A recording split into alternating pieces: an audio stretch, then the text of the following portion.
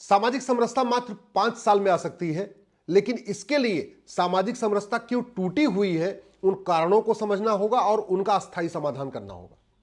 आज की डेट में जो सामाजिक समरसता टूटी हुई है वो जातिवाद के कारण। और ये जातिवाद कौन फैलाता है? जिसको पार्षद बनना है, प्रधान बनना है, विधायक बनना है, सांसद बनना है, सत्ता प्राप्त करना है।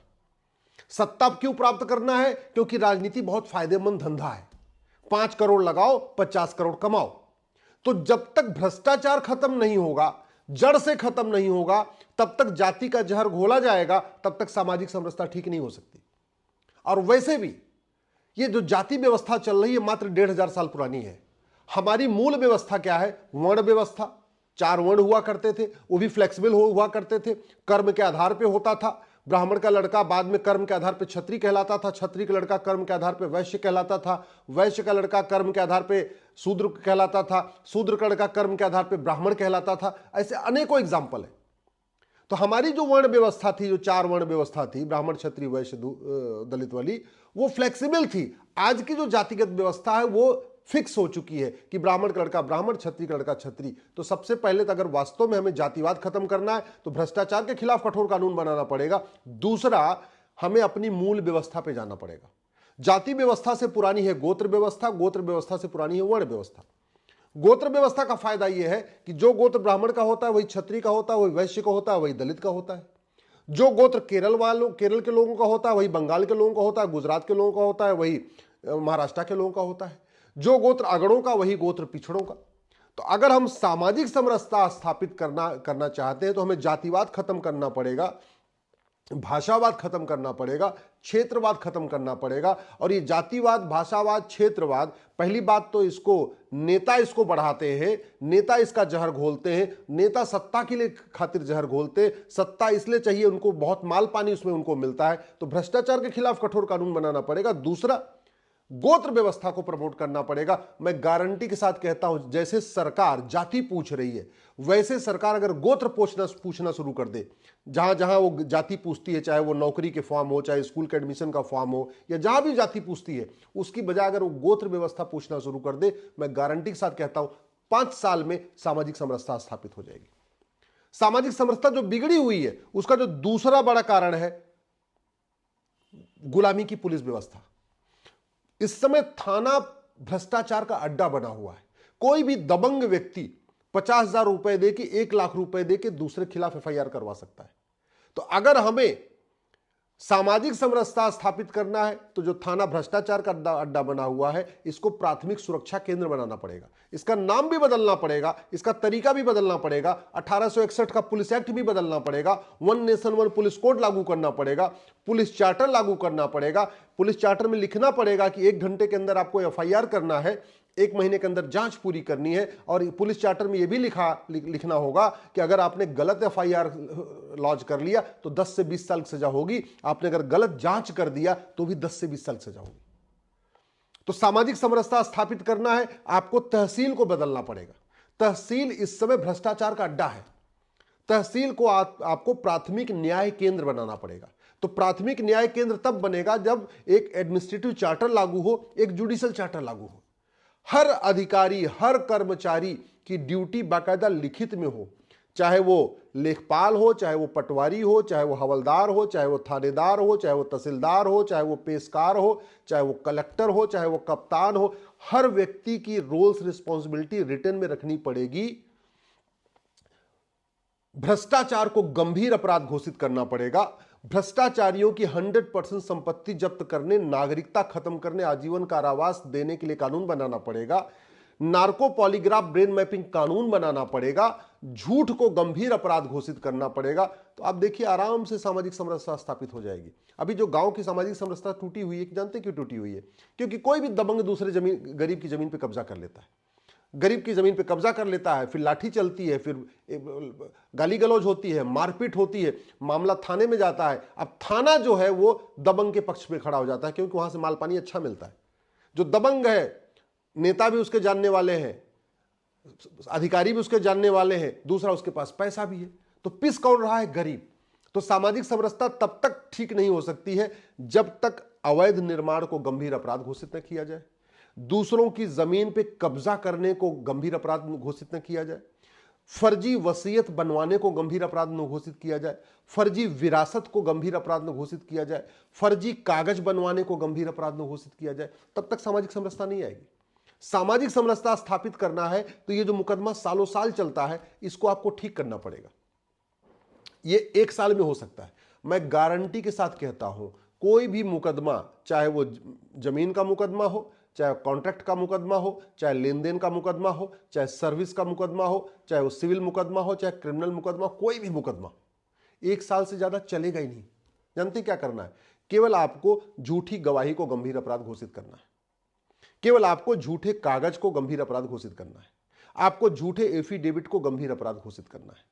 आपको ये लोग जो फर्जी आधार बनवा लेते हैं, फर्जी राशन कार्ड बनवा लेते हैं, फर्जी बर्थ सर्टिफिकेट बनवा लेते हैं, फर्जी वोटर आईडी बनवा लेते हैं, फर्जी और भी एज सर्टिफिकेट बनवा लेते हैं, फर्जी इनकम सर्टिफिकेट बनवा लेते हैं, ये जो फर्जी डॉक्यूमेंट बनता है, इस फर्जी डॉक्यूमेंट बनाने और फर्जी डॉक्यूमेंट बनवाने दोनों को गंभीर अपराध घोषित कर दीजिए।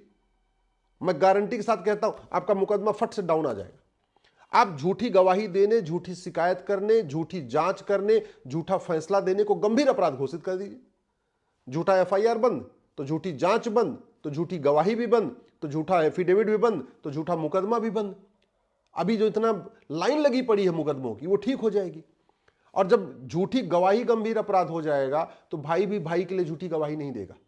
अभी तो आसपास के मोहल्ले वाले भी 1500 2000 रुपए लेके झूठी गवाही कर देते हैं, 5000 10,000 रुपए लेके कोई भी झूठी गवाही तैयार हो जाता है।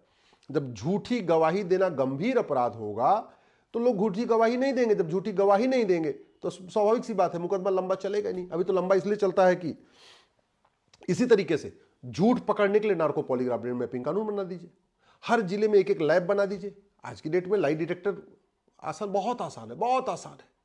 अरे हम चंद्रमा पे पहुंच चुके हैं, मंगल पे पहुंच चुके हैं, आदित्ययान बना रहे हैं, सूर्ययान बना रहे हैं, चंद्रयान बना रहे हैं, मंगलयान बना रहे हैं, 7,500 किलोमीटर मार करने वाली अग्नि मिसाइल बना चुके हैं। क्या क्या हम बना चुके हैं टेक्नोलॉजी का यूज करके। तो हम झूठ पकड़ने के लिए हर जिले में एक लैब नहीं बना सकते क्या? और जानते, मुश्किल से 2 करोड़ रुपए आएगा खर्च एक लैब बनाने का। 800 जिले हैं, यानी हर जिले में अगर एक एक झूठ पकड़ने की लैब बनाई जाए तो 1600 करोड़ रुपए में पूरे देश में हर जिले में एक लैब हो जाएगी। और 1600 में अगर लैब हो गई और जब लोगों के ऊपर खौफ पैदा हो गया कि मैं अगर झूठी एफआईआर करूंगा तो भी पकड़ा जाऊंगा, झूठी जांच करूंगा तो भी पकड़ा जाऊंगा, झूठा एफिडेविट फाइल करूंगा तो भी पकड़ा जाऊंगा, झूठी गवाही करूंगा तो भी पकड़ा जाऊंगा, मैं गारंटी के साथ कहता हूं मुकदमे एकदम जीरो हो जाएंगे, एकदम डाउन आ जाएंगे। और जब डाउन आ जाएंगे तब उससे सामाजिक समरसता बढ़ेगी। तो सामाजिक समरसता को अगर मजबूत करना है तो सबसे पहले आपको गोत्र व्यवस्था लागू करना पड़ेगा। गोत्र व्यवस्था से जातिवाद भी कम होगा, भाषावाद भी कम होगा, क्षेत्रवाद भी कम होगा, पंथवाद भी कम होगा। दूसरा, भ्रष्टाचार के खिलाफ कठोर कानून बनाना पड़ेगा, संपत्ति को आधार से लिंक करना पड़ेगा। तीसरा, अगर सामाजिक समरसता स्थापित करनी है तो आपको यूनिफॉर्म एजुकेशन सिस्टम लागू करना पड़ेगा।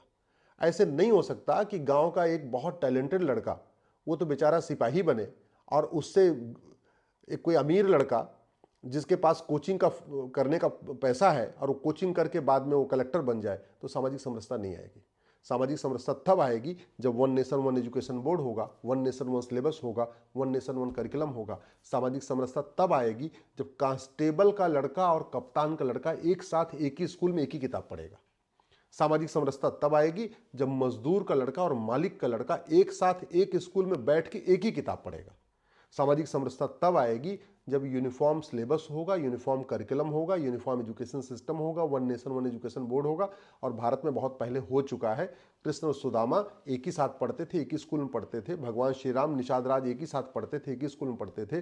राजा दशरथ और सुमंत एक साथ पढ़ते थे, एक ही स्कूल में पढ़ते थे। ये हमारे यहाँ व्यवस्था रह चुकी है।